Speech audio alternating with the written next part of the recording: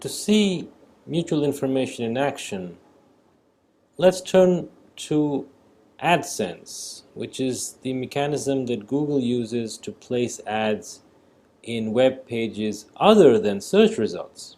In such cases, there are no search terms against which to match the keyword bids. So, what AdSense does is it figures out which are the right keywords that best represent the web page's actual content, and use these to decide which keyword bids should get ad space on the page.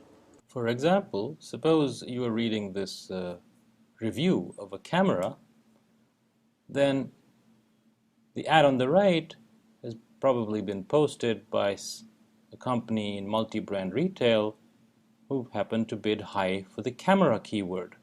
On the other hand, if you turn to a story about smartphones, you end up seeing an ad about mobiles. What is happening is that the AdSense code that Google asks you to put on your site is figuring out which are the best keywords that represent the content on your page and matches that to the keywords that are being bid on the keyword auction. In a sense, this is an inverse of search. Think about it this way.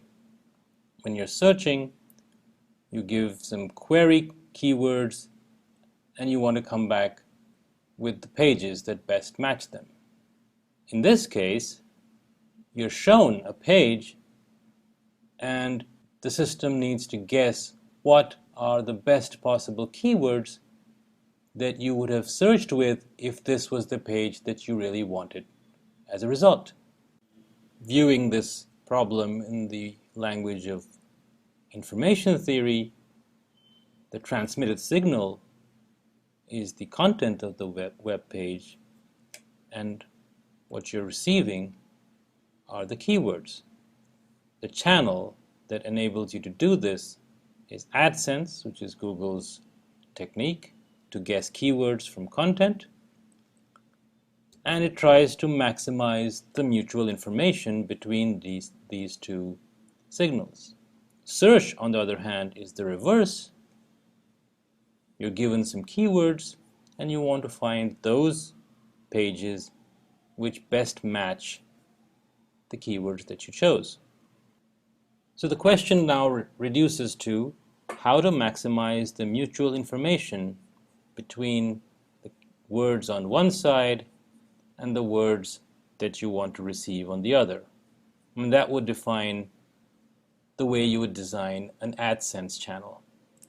Of course, you might notice that we haven't yet defined what exactly is the technique to compute the mutual information.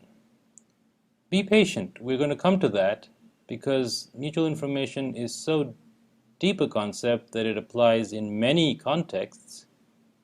For the moment, bear with me and believe that there is a formula using which one can exactly compute the mutual information between two signals.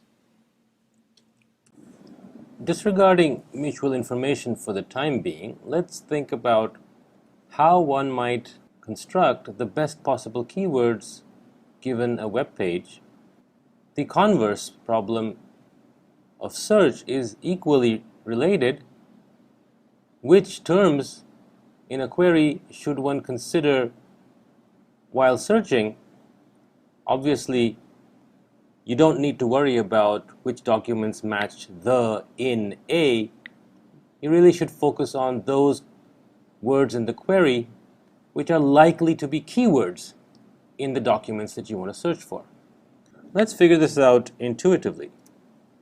Clearly, a word like the conveys much less about the content of some page describing computer science concepts than, say, the word Turing, which is very likely to be on pages about computer science.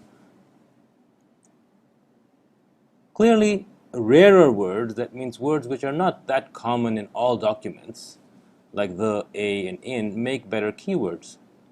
Even other keywords like computer might be present in many documents, but they are certainly rarer than the, in, or, etc. So based on the principle that rarer words make better keywords, the concept of inverse document frequency of a word becomes useful. Now, what is inverse document frequency? Let n be the total number of documents, say all the documents on the web, and out of these, n sub w contain the word w. Then the ratio of n over n sub w, obviously n sub w will be less than n, tells us which fraction, or rather the inverse of the fraction of the words which contain w as compared to all the words. And then we take the logarithm of this term, and obviously we reverse the fraction because otherwise the logarithm would become negative, and we get what is called the inverse document frequency of a word.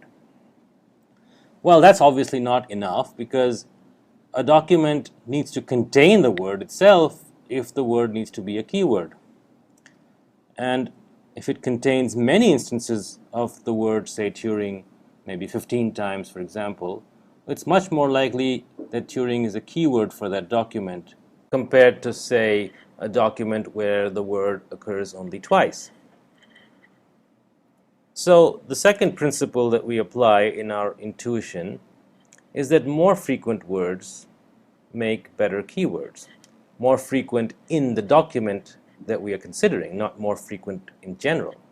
So rarer words overall, but more frequent in the document that we are considering. So we simply multiply the inverse document frequency with another term, which is the frequency of the word in a given document. So if the word occurs 5 times, n sub w sub d is 5, and so on. So Tf Idf is nothing but the term frequency multiplied by the inverse document frequency. Words having a high Tf Idf are considered to be good keywords. Apart from guessing keywords, think about it from the search perspective. If you're searching with a query which has certain words whose IDF is high, you would like to use those in your query. At the same time, when you index a word, you want to weight it by its Tf Idf value. If a word occurs 100 times in a document, but the word is the, weighting that element in the index by 100 doesn't make sense. But if a word like Turing occurs 100 times, then weighting it with a high value makes sense. So Tf Idf accurately captures this intuition.